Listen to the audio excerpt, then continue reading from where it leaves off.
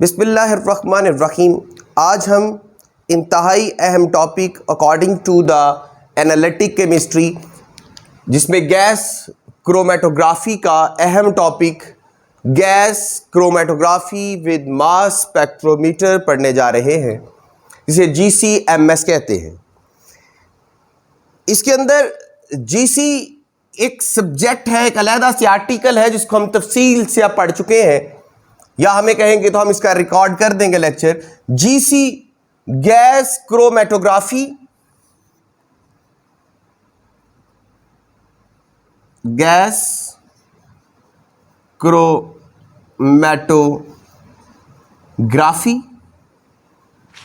अब इस gas chromatography में अगर डिटेक्टर के तौर पे यहां पे डिटेक्टर, गैस क्रोमेटोग्राफी में जो डिटेक्टर यूज होता है उसमें डिटेक्टर की जगह पे अगर मास स्पेक्ट्रोमीटर अटैच कर दिया जाए तो इसको हम GCMS का नाम देते हैं।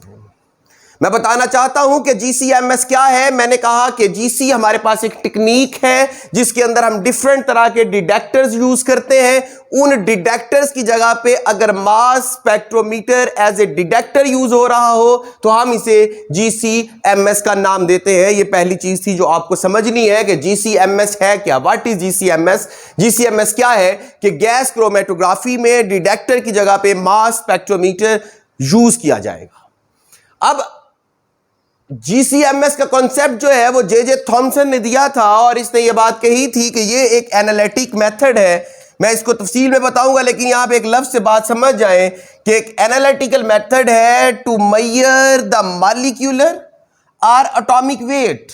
किसी मॉलिक्यूल का या एटम का वेट मेजर किया जाता है ऑफ द सैंपल। कौन सा सैंपल? जो आपका GC से आ रहा है।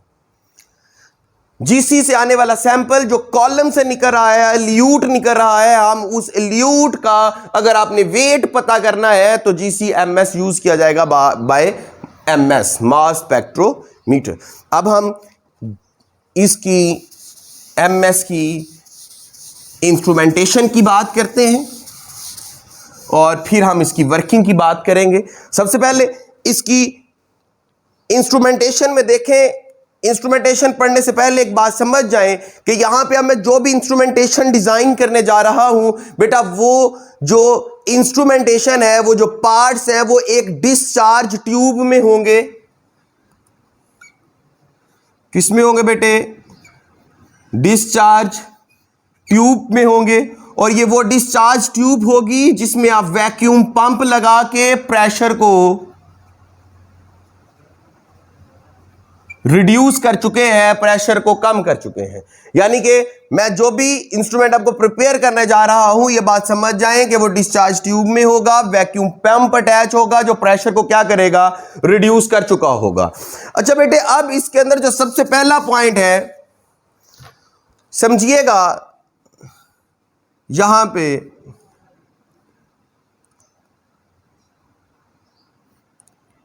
ये सबसे पहले आपका सैंपल इनलेट पॉइंट है बेटा। इसके बाद इसके यहां पे सैंपल इनलेट पॉइंट के बाद इसके यहां पे एक चैम्बर आएगा। इस चैम्बर को इलेक्ट्रॉन चैम्बर भी कहेंगे बेटा। ये क्या था? सैंपल इनलेट पॉइंट है। ये वही सैंपल है जो GC से आ रहा है, GC से कॉलम से। ये आपका क्या है? इलेक्ट्रॉन चैम्बर बेटा। क्या है? इलेक्ट्रॉन चैम्बर है। और इसके अंदर यहां पे एक इलेक्ट्रॉन गन लगी हुई होती है। इलेक्ट्रॉन गन क्या होती है बेटे? Electron gun. बेटे इलेक्ट्रॉन गन के बाद इसके यहां पे एक एक्सेलरेटेड प्लेट होती है which have a negative charge,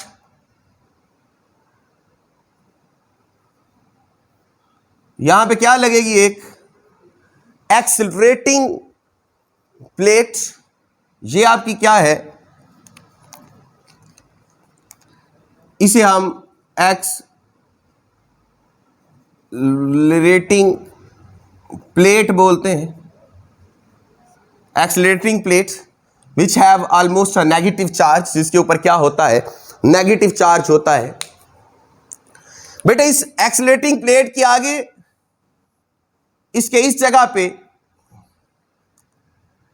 एक और चैम्बर होता है जिसको हम वेलोसिटी कंट्रोलर बोलते हैं। बेटा ये क्या है, वेलोसिटी कंट्रोलर। वेलोसिटी कंट्रोलर, ये क्या है, वेलोसिटी कंट्रोलर है। अब इसमें क्या कुछ होता है, ये सारी चीजें हम बारी बारी डिस्कस करेंगे, अभी सिर्फ इसकी इंस्ट्रूमेंटेशन पे बात कर रहे हैं। बेटा वेलोसिटी कंट्रोलर के बाद इसके यहां पे एक और चैम्बर होता है जिसे मैग्नेटिक फील्ड बोलते हैं। ये क्या है बेटे, यहां पे मैग्नेटिक फील्ड अप्लाई की है, ये मैग्नेटिक चैम्बर है। बेटे मैग्नेटिक फील्ड के बाद आगे रिफ्लेक्टर, रिफ्लेक्टर के बाद डिटेक्टर आ जाता है, और यहां पे इसका डिटेक्टर लगा है।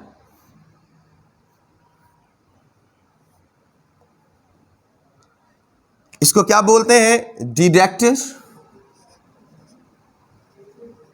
डिटेक्टर।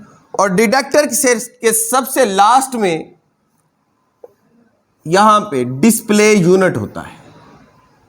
क्या होता है भाई, डिस्प्ले यूनिट, डिस्प्ले यूनिट।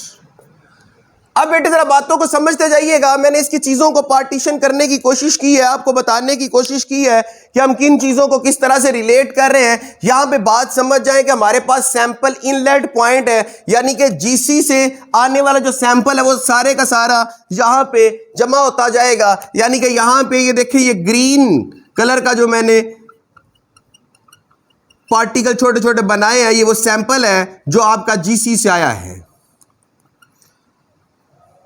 मैं इसकी वर्किंग की तरफ मूव कर चुका हूं। इसकी इंस्ट्रूमेंटेशन को अगर कहते हैं तो रिपीट कर देता हूं। सैंपल इनलेट पॉइंट है, इलेक्ट्रॉन चैम्बर है, इलेक्ट्रॉन चैम्बर के अंदर इलेक्ट्रॉन गन लगी है। बेटे एक्सेलरेटिंग प्लेट है, एक्सेलरेटिंग प्लेट के ऊपर क्या है, नेगेटिव चार्ज है, जो कि मैं यहां पे मेंशन कर चुका हूं। उसके बाद वेलोसिटी कंट्रोलर है। बेटा वेलोसिटी कंट्रोलर के बाद आगे मैग्नेटिक फील्ड लगी है, मैग्नेटिक फील्ड के बाद डिटेक्टर है, डिटेक्टर के बाद डिस्प्ले है। बेटा ये हमारा इसका इंस्ट्रूमेंटेशन थी, इसके पार्ट थे जो मैंने आपको बताना जरूरी समझे हैं। बेटे अब हम इसकी अगर वर्किंग की बात करें तो बहुत तवज्जो से बात समझते जाइएगा, इंशाल्लाह आसानी से बात समझ आ जाएगी। बेटा ये वो सैंपल है, या आप इसे एल्यूट कह लें, जो जीसी के कॉलम से निकल के बाहर आया है। जब यहां से ये बाहर आया है तो यहां पे सैंपल इनलेट में ये जमा हो जाएगा। बेटे सैंपल इनलेट से बाद ये देखिए एल्यूट इलेक्ट्रॉन चैम्बर के अंदर दाखिल होगा। कहां में दाखिल होगा, इलेक्ट्रॉन चैम्बर में। बेटा यहां पे अब क्या होगा, इस बात को अब समझें कि जब आपका सैंपल जिसका मास आपने फाइंड करना है, जब वो यहां पे इस चैम्बर में दाखिल होगा, इलेक्ट्रॉन गन है, बहुत ज्यादा इलेक्ट्रॉन मौजूद है, तो यहां पे होगा क्या, ये वो सैंपल है, फर्ज करें जो आ रहा है, ये ग्रीन कलर आपको नजर आ रहा है जी, ये वो सैंपल है जो क्या है, यहां से अंदर दाखिल हुआ है। अब इलेक्ट्रॉन इससे टकराएंगे, इलेक्ट्रॉन इससे टकराएंगे और इसकी क्या हो जाएगी, आयोनाइजेशन हो जाएगी। इसके टकराने की वजह से बेटा देखें क्या होगा, इससे इलेक्ट्रॉन बाहर निकल जाएगा। मैं आपको इस तरह से बताता हूं कि फर्ज करें अगर हमारे पास कोई एक ए, ये जो ग्रीन आ रहा था ये ए था पार्टिकल, अब अगर इसके साथ कोई इलेक्ट्रॉन आके टकराता है तो इसकी क्या हो जाएगी, आयोनाइजेशन हो जाएगी। इलेक्ट्रॉन चैम्बर है, बहुत ज्यादा इलेक्ट्रॉन है, हाई एनर्जी है, यहां पे ए की क्या हो जाएगी, आयोनाइजेशन हो जाएगी। आयोनाइजेशन होने की वजह से बेटे आपके ए के जो पार्टिकल्स हैं इसके ऊपर क्या चार्ज आ जाएगा, पॉजिटिव चार्ज आ जाएगा। क्या चार्ज आ जाएगा, पॉजिटिव चार्ज आ जाएगा। और एक इलेक्ट्रॉन ये भी लूज कर देंगे, कलेक्टिवली 2 इलेक्ट्रॉन क्या कर दिए जाएंगे, लूज कर दिए जाएंगे। बात समझ आ रही है। जब ये गैस, ये सैंपल इस इलेक्ट्रॉन चैम्बर में दाखिल होगा, यहां पे इसकी आयोनाइजेशन होगी, जिसकी वजह से इसका इलेक्ट्रॉन बाहर निकलेगा और ए के ऊपर क्या आ जाएगा, पॉजिटिव चार्ज आ जाएगा। यानी कि यहां पे जब ये ए दाखिल होंगे, यानी कि सैंपल दाखिल होगा, तो they have a positive charge, इनके ऊपर क्या चार्ज आ जाएंगे, पॉजिटिव चार्ज। बात समझ आई है आपको। मैं ये कह रहा हूं कि इलेक्ट्रॉन गन या इलेक्ट्रॉन चैम्बर में जब गैस दाखिल होगी तो वहां पे क्या होगा बेटा, आयोनाइजेशन होगी।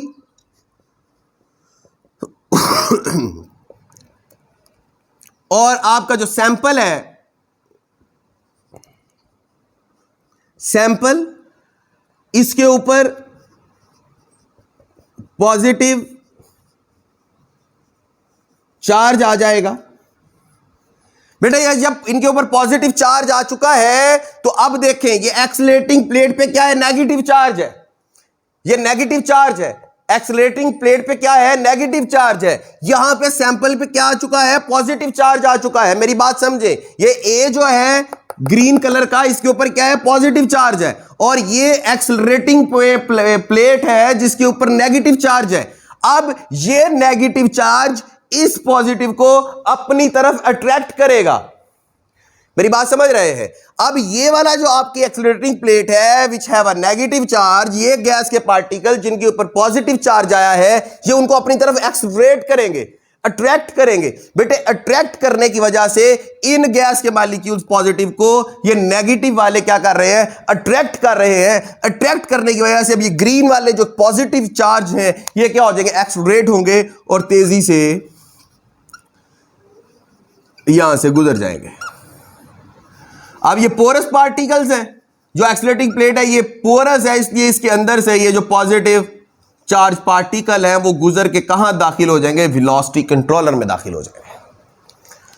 मेरी बात समझ गए आप। जहां तक बात समझ आ गई है तो रिपीट करके इसे सुन ले। हुआ क्या है कि नेगेटिव प्लेट ने इसे क्या किया, एक्सीलरेट किया है। कैसे, इसे अट्रैक्ट किया है क्योंकि प्लेट के ऊपर नेगेटिव चार्ज था, अंदर गैस के जो सैंपल के जो पार्टिकल्स थे उनके ऊपर पॉजिटिव चार्ज था। नेगेटिव ने पॉजिटिव को अट्रैक्ट किया, एक्सीलरेट हुए। अब ये प्लेट पोरस थी, ये तेजी से गुजर गए और सीधे आगे किसके अंदर, वेलोसिटी कंट्रोलर के अंदर। बेटा ये बड़ा अहम चीज है, इसको बहुत तवज्जो से समझना।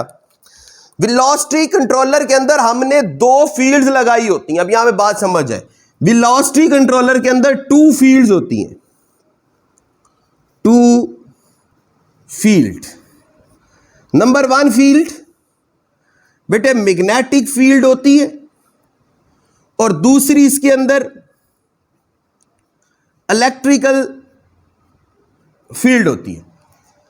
बात समझ रहे हैं बेटा। आपके वेलोसिटी कंट्रोलर के ऊपर या वेलोसिटी सिलेक्टर के ऊपर में 2 फील्ड्स होती हैं, एक मैग्नेटिक फील्ड होती है, एक इलेक्ट्रिकल फील्ड होती है। और याद रखें ये दोनों फील्ड्स, मैग्नेटिक फील्ड और आपकी इलेक्ट्रिकल फील्ड, एक दूसरे के परपेंडिकुलर होती हैं। क्या होती हैं, परपेंडिकुलर होती हैं। क्या होती हैं, मैग्नेटिक फील्ड और इलेक्ट्रिकल फील्ड एक दूसरे के क्या होती है, परपेंडिकुलर होती है।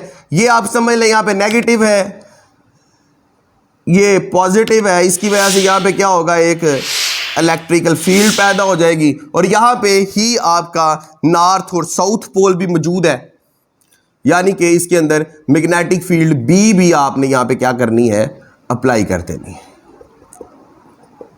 बात समझ आ गई है। अब यहां पे 2 फील्ड्स हैं, ये रेड प्रेजेंट कर रहा है आपकी बी यानी कि मैग्नेटिक फील्ड को, और ये ब्लू शो कर रहा है आपकी इलेक्ट्रिकल फील्ड को। बेटे जो मैग्नेटिक फील्ड होती है, बेटा magnetic field charge Q multiply by velocity multiply by magnetic field के बराबर होती है। और आपकी जो इलेक्ट्रिकल फील्ड है, इलेक्ट्रिकल फील्ड वो वेलोसिटी और चार्ज के बराबर होती है। वेलोसिटी कंट्रोलर के अंदर दो फील्ड्स हैं, एक है मैग्नेटिक फील्ड, एक है इलेक्ट्रिकल फील्ड। जो मैग्नेटिक फील्ड है ये चार्ज Q वेलोसिटी और B मैग्नेटिक फील्ड के बराबर होती है। इलेक्ट्रिकल फील्ड वेलोसिटी और चार्ज के बराबर होती है। अब अगर हम यहां पे देखें कि अगर यहां से पीछे से कोई particle fast moving, charge velocity मतलब कि इलेक्ट्रिक चार्ज जो आपने से प्रोवाइड किया है।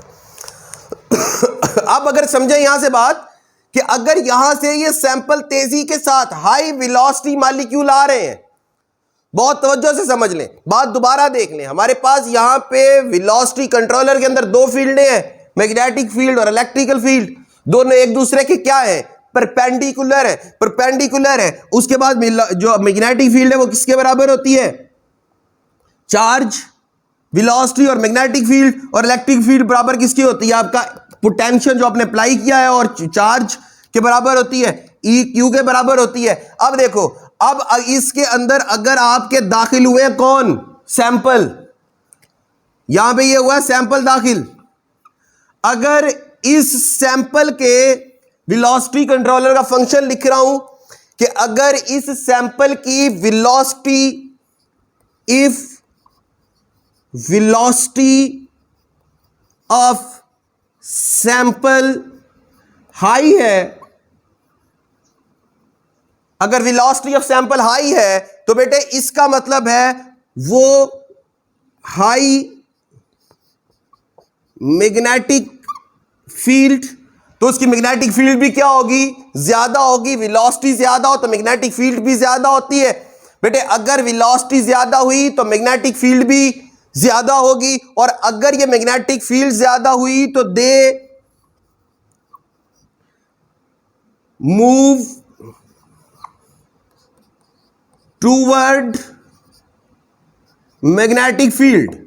यानी कि अगर यहां से पार्टिकल तेजी से मूव करते हुए हाई वेलोसिटी के साथ मूव जो कर रहे होंगे, बेटे उनकी वेलोसिटी ज्यादा होने की वजह से यहां पे मैग्नेटिक फील्ड का असर ज्यादा होगा। जब मैग्नेटिक फील्ड का असर ज्यादा होगा तो ये जो फास्ट मूविंग होंगे वो मैग्नेटिक फील्ड की तरफ मूव कर जाएंगे। दूसरा केस, ये केस नंबर 1 था। केस नंबर 2 देखें कि अगर इफ वेलोसिटी लो होगी, वेलोसिटी लो होगी, तो बेटा आपको पता है कि फिर मैग्नेटिक फील्ड भी क्या होगी, लो होगी। और अगर मैग्नेटिक फील्ड कम हो जाएगी तो सैंपल मूव कर जाएगा टूवर्ड इलेक्ट्रिकल फील्ड। तो सैंपल किस तरफ चला जाएगा, इलेक्ट्रिकल फील्ड की तरफ। यानी कि यहां पे दो तरह के सैंपल आ सकते थे। कौन कौन से, स्पीड सबकी बराबर नहीं होगी, कुछ होंगे फास्ट मूविंग। बेटे जो फास्ट मूविंग होंगे वो मैग्नेटिक फील्ड की तरफ चले जाएंगे। दूसरे यहां पे आने वाले पार्टिकल स्लो मूविंग हो सकते हैं, या फास्ट वेलोसिटी वाले, वेलोसिटी लिख ले ज्यादा अच्छा टर्म है, हाई वेलोसिटी वाले या लो वेलोसिटी वाले। जिनकी वेलोसिटी क्या होगी, लो होगी, वो इलेक्ट्रिकल फील्ड की तरफ चले जाएंगे। यानी कि यहां से जो सैंपल आ रहा था, जब वेलोसिटी कंट्रोलर से गुजरेगा तो जो हाई वेलोसिटी वाले हैं वो मैग्नेटिक फील्ड की तरफ मूव कर जाएंगे, और जो लो वेलोसिटी वाले हैं वो इलेक्ट्रिकल फील्ड की तरफ चले जाएंगे। सिर्फ और सिर्फ स्पेसिफिक वेलोसिटी जो मॉडरेट होंगे, स्पेसिफिक वेलोसिटी का सैंपल आगे मूव कर सकेगा। मैग्नेटिक फील्ड के अंदर हाई वेलोसिटी वाले मैग्नेटिक फील्ड की तरफ, लो वेलोसिटी वाले इलेक्ट्रिकल फील्ड की तरफ, सिर्फ स्पेसिफिक सैंपल मॉलिक्यूल जो है वो आगे की तरफ क्या करेंगे, मूव कर जाएंगे। बात समझ लग रही है? मेडोकुलर स्पीड वाले, कांस्टेंट स्पीड वाले आगे चले जाएंगे। आगे क्या है, मैग्नेटिक फील्ड है। अब मैग्नेटिक फील्ड की बात समझिएगा, ये मैं मिटा रहा हूं, बेटा आपको समझ आ गई होगी इसकी। बेटा मैग्नेटिक फील्ड की बात समझिएगा। बेटा मैग्नेटिक फील्ड में याद रखो, जब भी कोई चार्ज दाखिल होता है ना, बड़ी आसान सी बात बता रहा हूं, मैग्नेटिक फील्ड में जब भी कभी कोई चार्ज दाखिल होता है तो याद रखें बेटा वो क्या करता है, वो उसे सर्कुलर पाथ में मैग्नेटिक फील्ड घुमाना शुरू कर देती है। बेटा यहां पे ये जो रेड निशान है ये मैग्नेटिक फील्ड को प्रेजेंट कर रहा है, B, that is a magnetic field. अब आपका सैंपल जिसके ऊपर चार्ज था मेडोक्लर स्पीड्स वाला है, यहां पे ये क्या करेगा बेटा, इन पार्टिकल्स को सेंट्रीपिटल फोर्स से सेंटर में घुमाना शुरू कर देगा, सर्कुलर मोशन शो कर देंगे। याद रखें जब भी आपकी किसी चार्ज को मैग्नेटिक फील्ड में दाखिल करो तो वो क्या करता है बेटा, उसे सर्कुलर पार्ट में मूव करने लगता है। अब जो बेटे जिनका स्मॉल मास के होंगे, जो छोटे मास के होंगे, जब यहां पे क्या होगी बेटे, ये जो सैंपल दाखिल हुआ है मैग्नेटिक फील्ड के अंदर वो क्या करेगा, मूव फास्ट करना शुरू कर देगा, मूव करना शुरू करेगा। और किस में बेटे, सर्कुलर पाथ में। किस में मूव करेगा बेटा, सर्कुलर पाथ में। बहुत मजेदार चीज है, तवज्जो से समझना। सर्कुलर पाथ में मूव करना शुरू कर देगा, तेजी से घूमना शुरू कर देंगे। जब ये घूमेंगे, सर्कुलर पाथ में घूमेंगे, तो यहां पे क्या हो जाएगी बेटा, सेपरेशन हो जाएगी।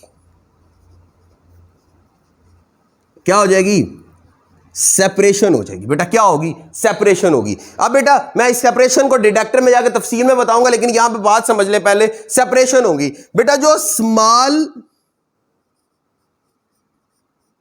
साइज मॉलिक्यूल्स होंगे वो क्या करेंगे, मूव फास्टर,